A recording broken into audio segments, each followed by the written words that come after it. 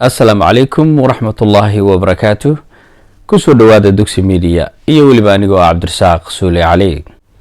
waa tahay intaa markaan uga gudbo hadduu eeba idmo waxaan jeclahay inaan ka hadlo barnaamijka arrimaha bulshada ee horeba uga socon jiray channelka, isla markaasna aanu kusoo qaadan jirnay hadba barnaamijka aanu isleenahay bulshada waxtar iyo weliba wax weyn buu u yahay. waa tahay waxaan jeclahay caawa hadduu eeba idmo inaan idinla wadaago 4 qodob oo runtii raali gelinaya marwadaada ama saaxiibadaada xiriirka weyni kala dhaxeeyo. aan idhaahdo marka marwadaada qaaliga kugu ah 4 shay ee raali gelinaya ama aad ku kasban karto farxadeeda, nolosheeda iyo weliba inay ku nagaato xiriirka quruxda badan leh adiga kala dhaxeeya. waxa ilaalin kara 4 shay waan isleeyahay haddii bulshadu ay garato noloshuba waxa weeye kala yacma noqoteene isku soo yaacun bay ahaan lahayd. waa tahay waxaan jeclahay marka 4 qodob inaan dul istaaga hadduu eeba idmo. qodobka ugu horeeyahay waa dhaqaalaha.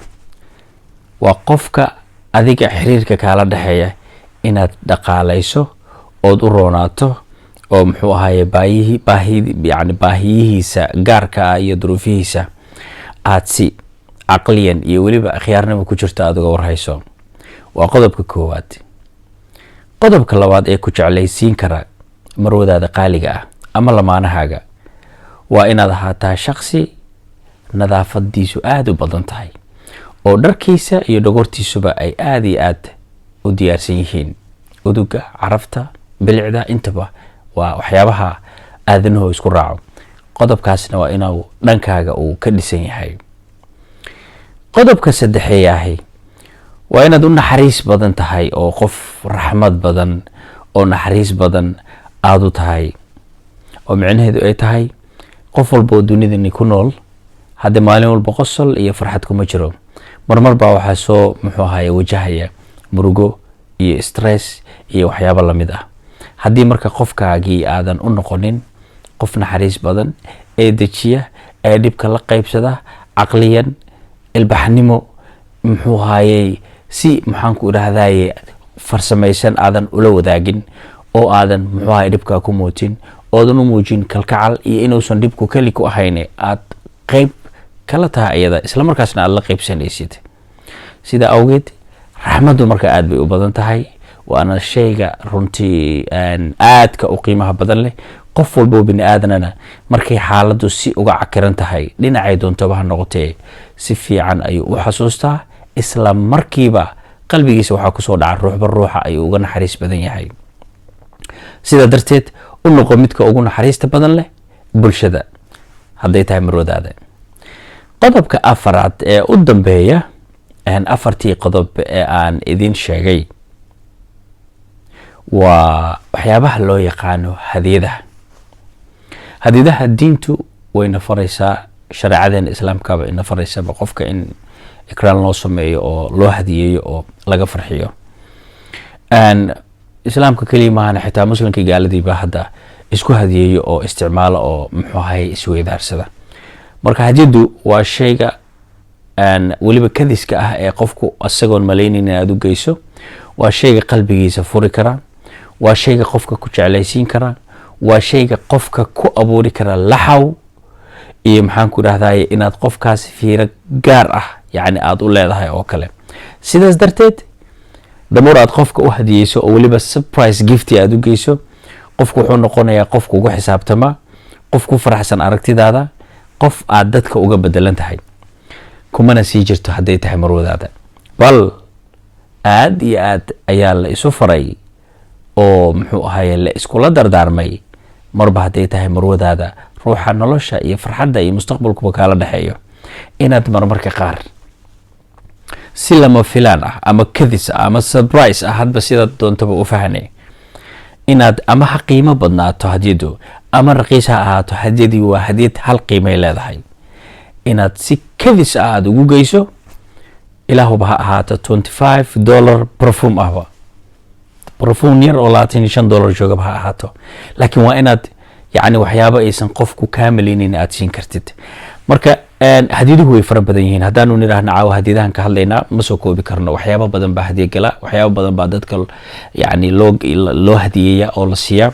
laakiin kaliya waxaanu ka soo qaadaynaa hadduu eebba idmo inay hadiyadu muhiim tahay, ayna qurux badan tahay, si lama filaanana markii marwadaadii adigu aad jeclayd ee lamaanaha noloshaada ku ahaa adigu geyso ay kasbayso inay ku qaado jacayl iyo farxad iyo reereen. marka afartii qodob intaa ayay ku dhammaadeen. haddaba marka mar labaad ayaan doonayaa inaan dul maro bal ragow xasuusta waa muhiim. qodobkaas isaga ahay waa inta ay dumarku ragga ka shinsadaan, inta ay inka badanna ragga ayaa dumarka ka shinsada. laakiin caawa habeen aan ahayn insha allah, ama goortaan ahayn ayaan dib qeybahaas kalena uga hadli doonaa. afartii ayaan mar labaad dul marayaa. waa qodobka koowaad, dhaqaalaha inaad qofka u gacan furan tahay, marwadaada inaad u gacan furan tahay, oo aad muxuu ahaayey baahiyadeeda iyo rabitaankeeda iyo duruufaheedaba nila socda aad noqoto, ee aadan noqonin gacan adag. u gacan furnow, si fiican uga warhay. kaasi waa qodobka koowaad. qodobka labaad, ahaa qof udugiisa iyo labiskiisuba uu soo jiito, oo carafta jirkiisa kasoo baxaysa iyo dharkiisa iyo muxuu ahaay sida micnaha labiskiisu iyo maxaan ku rahdaa isteelkiisu u taagan yahaba ay tahay cajiib maasha allah. qodobkaasna ku dadaal, wuu ku jeclaysiin karaa marwadaada ama lamaanahaaga. waa qodob isaguna very important ya, bal annadaafatu nisfu liimaan. qodobka saddexaad waa inaad ahaataa shaksi u nugul, qofka u beer jilacsan, mar walba xaalada la soo darasto, mar walba xaalada ku timaado, qofka kaliya noloshu kala dhaxaysa ee la beegsanaysay maadaama aad tahay. waa inaad noqotaa qof humble ah oo soo dhaweeya oo la wadaaga oo niyadda u dhisa oo waanu ka gudbaynaa yidhaahda ama ka gudbiya marxaladaas iyada ah. qodobka afraad ee ugu dambeeyana waa maxay? waa inaad ahaataa mid si kadisa ugu geeya hadiyadaha qiimaha badan leh. mar ma ahan, laba ma ahan, saddex ma ahan, maxaa yeelay way mudan yihiin dumarkeena qiimaha iyo qaayaha laho.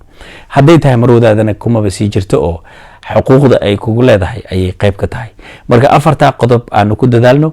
waa afar qodob oo ku jeclaysiin kara marwada adigu aad qabto, gacalisadaada, xaaskaaga, inantaada, hadba sidaa doonto u fahan.